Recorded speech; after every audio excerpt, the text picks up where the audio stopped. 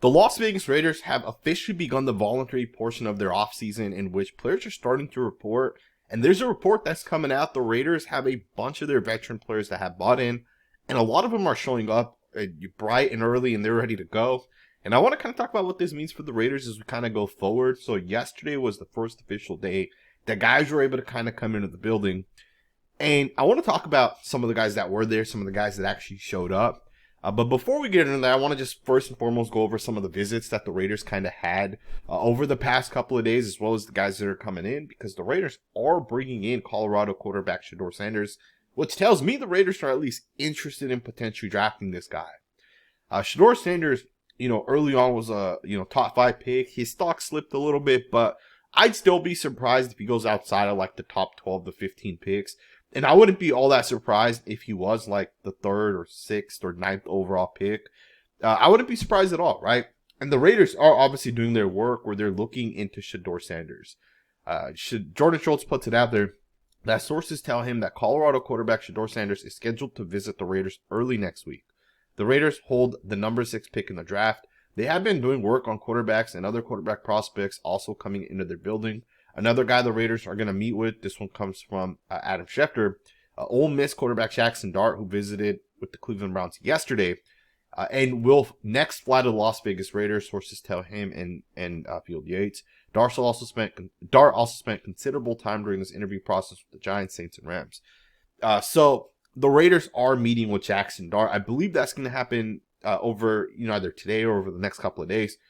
And Shedeur Sanders will come in sometime next week. And again, I want to just talk about these quarterbacks potentially coming into the Raiders because, right now we know Cam Ward's going to be the number 1 overall pick.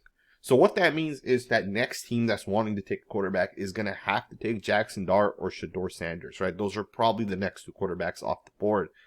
And it's interesting to think, are the Raiders 100% interested in Shedeur Sanders? Even though they just extended Geno Smith, Geno is 35, so long term, he's obviously not going to be the Raiders quarterback. 4, 5, 6 years down the line, we'll have a different quarterback. But is it smart for the Raiders to say, hey, let's use that 6th overall pick on Dart or Shedeur, right? I don't think that's good value for the Raiders. Not that I don't think Shedeur Sanders can be a really good quarterback in the NFL. Not that I don't think Jackson Dart has potential and upside. In fact, the more I watch both of these guys, I think they could be capable quarterbacks, right? Let's just be honest. If you have a good offensive coordinator, anything's possible. But I think for the Raiders, cap dollars kind of speak volumes, right? If you're spending money on a left tackle or right tackle or center, you're making a DN the highest paid guy, D tackle the highest paid guy, tight end, right? If you're spending money on certain guys, you're not sending the message that you're looking to rebuild. You're sending the message that, hey, we want to win right now.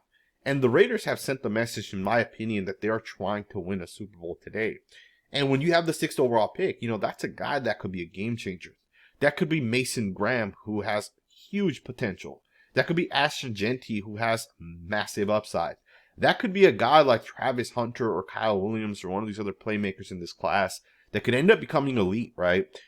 To me, if the Raiders want to actually win now, you've already put the money into Geno Smith. He's basically going to be here for the next 2 years. Although this year is there's no question he'll be the quarterback this year. You could technically move off of him before the start of next season. You will incur an $18 million dead cap hit. But again, I think for the Raiders, the way the contract's designed, there is a potential they do draft the quarterback. If Geno Smith was the guy, guarantee him more money, longer, or whatever you want. It's really just a 1-year contract with an option to get out in the 2nd year. You'll definitely be able to get out in year 3. And again, to me, the contract just kind of says that the Raiders are actually going to look for a quarterback. But again, I think it's bad value if you go in with the 6th overall pick and you draft the quarterback. Now, I don't think Shedeur is going to be available in the 2nd round, but maybe the Raiders look at it like, hey, there's a chance teams, like the depth of this class, right? There's a lot of starting caliber players. There's a lot of guys with a ton of upside. Maybe teams aren't going to draft quarterbacks in this class. Maybe they, rather wait until next year's class.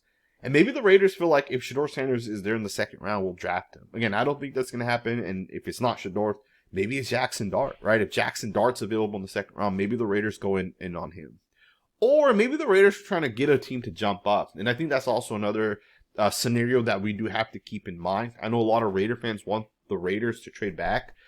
There's a chance that the Raiders are bringing some of these quarterbacks to make other teams feel like, hey, the Raiders could take a quarterback. Let's either trade up or let's trade with the Raiders.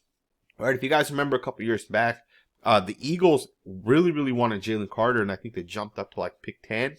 And the Bears knew, who had pick 9, that, hey, the Eagles really want Jalen Carter. We need a tackle. And what we're going to do is we're going to tell the Eagles that if you want Jalen Carter, you need to trade up with us. And if you don't trade up with us, we're going to basically take Jalen Carter. We'll be okay with taking him, although we prefer a tackle. And the Eagles had to give the Bears like a 5th-round pick or whatever it ended up being. I think it was a 4th-round pick. The Eagles jump up 1 pick. The Bears go back 1 pick. Right? They just swap picks. The Eagles get their guy. The Bears got their guy. And maybe that's kind of what the Raiders want to happen in this situation. Maybe there's a team picking, maybe it's pick 9, and the Raiders look at it like, if you want a quarterback, you got to swap picks with us. So we'll see what it really is, right? We're going to learn a lot as we kind of go forward. There was also another report that the Raiders brought in multiple guys today and multiple guys yesterday. And we've already kind of talked about this. You know, the Ashton Gentis, the Mason Grahams, the Will Campbells.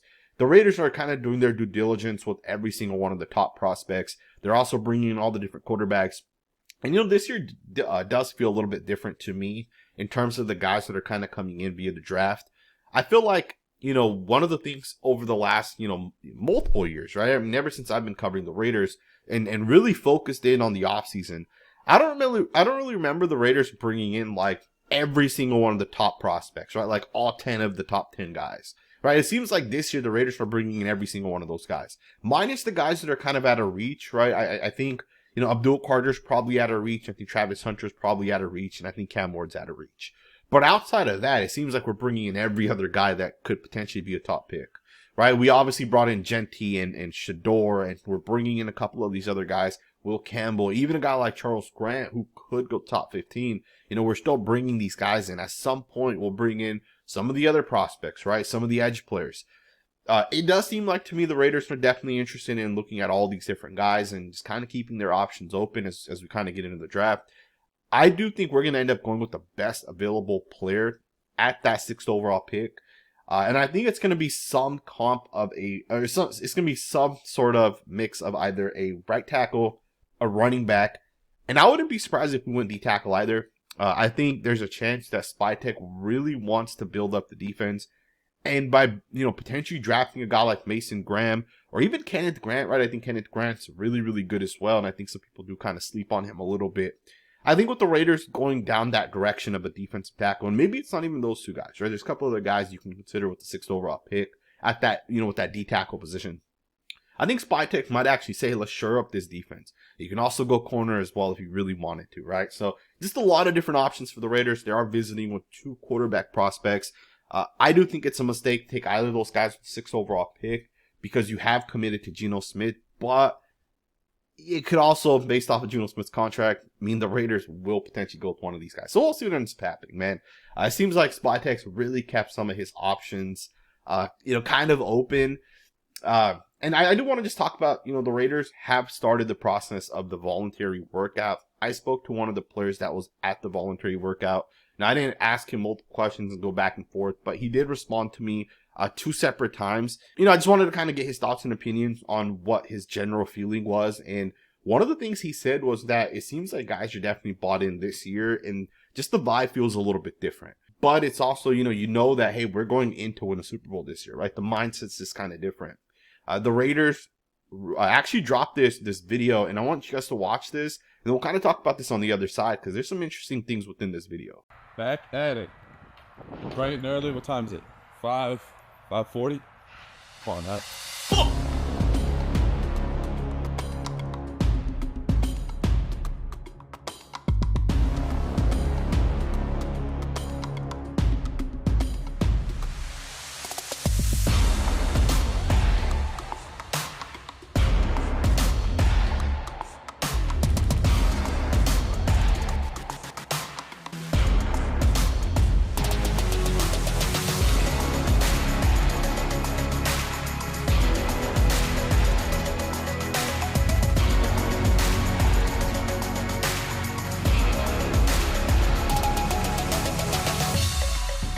So there you guys have that video, right? Obviously, you can see Maxx Crosby being the very, very first guy that kind of got into the building. I asked the guy that I spoke to as well about some of the guys that kind of got there early. Based off of what he told me, he said that Jackson Powers-Johnson, Maxx, Crosby, and Christian Wilkins were all there super early. You can actually see that from the video as well. It looks like to me in that video, when those guys get there, it still kind of feels dark outside. And again, I'm not surprised to see that those 3 guys are all out there, but we have to realize those are 3 of the Raiders' best players right there. Jackson Powers-Johnson's our best offensive lineman. He might not be the most important, right? Left tackle might still be more important, but he is the best. He's the most physically dominant.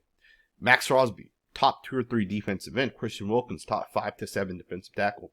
Those 3 guys are our best players, and they're some of the first guys in the building. And did I mention that this is a voluntary part of the offseason? Like, you're not required to be there right now. And some guys aren't, right? Like, there are some guys that are actually not in the building. And you got your leaders essentially buying in, right? Geno Smith was obviously in the building as well. He obviously is out there for the voluntary portion of it. And again, this just kind of goes to the fact that these players actually want to win. They want to compete. They want to learn. Jeremy Chin was there, right? As were a couple of the other free agents that we brought in. These guys are in there. They're learning. They want to, kind of get that head start and jump on some of the other players. And, it never really made sense to me why, like let's say, for example, DJ Glaze is competing to start at right tackle. It never makes sense to me why he wouldn't be there on day one, especially when it's a new scheme and system. I'm not saying DJ Glaze was or was not there, but I'm just saying, like, generally speaking, it doesn't make sense to me if you're competing to start, why you wouldn't want to start to learn the scheme and system from basically day one, right? Why would you not want to show the coaching staff and kind of get familiar? The Raiders bring in new offensive coaches, right? It's a new offensive coordinator, new O-line coach, new, coach X, Y, and Z, right? Whatever assistant it may be. Why would you not want to get in there day one to try to, potentially show that you want to win, you want to, get some playing time, you want to show that you're the best at that position? It never really made sense to me, right? But the Raiders are bought in, and to me, I love the fact that they're bought in. They're trying to win, because I do think the Raiders have a ton of upside this season. Now, we are going to have to at some point realize that, although we have Christian and Maxx and Adam Butler and Malcolm on the D-line, we have 2 or 3 different linebackers that can probably get out there and play. Our secondary, I think, is still pretty solid, although I don't think it was as good as last year. We are going to have to shore up certain positions through the draft. So we are going to rely on some rookies to come in and potentially have an impact for the Raiders year one, right? I think it's going to be very, very important that if the Raiders take a wide receiver, we're going to rely on that wide receiver, kind of how we relied on Brock Bowers last year. We're going to rely on this guy a lot. And if the Raiders are going to make the playoffs, they're going to have to rely on some of these rookies. And I don't think it'll just be like a rookie wide receiver. It might be a rookie running back. It might be a rookie guard, right? We're going to rely on some of these guys, but do understand, the Raiders roster and the team that they have, they're ready to go in and they're ready to compete this year. Again, we are going to have to rely on some rookies, but I do think it's positions where rookies can kind of come in and make an immediate impact pretty much in their rookie seasons, right? Corner is a position where if you're a good corner, you're going to be really, really good pretty much day one. If you're a good interior offensive lineman, you're good day one. If you're a good running back, you're good day one. Like, those aren't positions where you got to develop, right? It's not a D end or a D tackle. It's not a offensive tackle. Sometimes wide receiver, just depends on the wide receiver, or quarterback. Quarterbacks take time to develop. When you're certain positions, you're ready day one. And again, I think the Raiders this year are going to rely on the draft for some of those positions, which again means that those guys are going to have to kind of come in, compete, and be ready to go day one for the Raiders. And I do think the Raiders are going all in to try to win over the next couple of seasons, as they should, right? I think it just kind of makes sense. But I love the vibe that the Raiders are kind of showing up. They're putting the effort in. They have some really, really good leaders. And we'll see what this season kind of holds as we kind of get into it.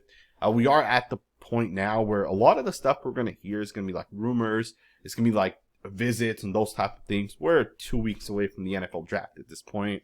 It's going to be a really, really, really busy time as the draft kind of approaches. The Raiders, some people are saying the Raiders are going to potentially trade back, or at least they should. To trade back, you have to make sure a team's willing to trade up, right? It's not going to work where the Raiders are just interested and someone's going to just commit to trading up, right? Every team's going to feel like, hey, we want to get the better end of this trade, right? Every GM knows that, hey, you make one bad trade and you're going to be criticized for the rest of your career based off that one trade, right? And you're going to be, potentially fired if you make one bad trade, right? So teams are never willing to overpay for for certain things. And, you know, it just comes down if the Raiders can kind of make that happen. And I think the best case scenario for the Raiders is to stick and pick at number 6. I think it's the best thing to do for the Raiders. You get the best potential player basically at that pick, right? So, again, we'll see what ends up happening. I hope you guys enjoyed this video. Let me know what you guys think in the comments below. Thumbs up, subscribe, and I will see you guys next time with another video.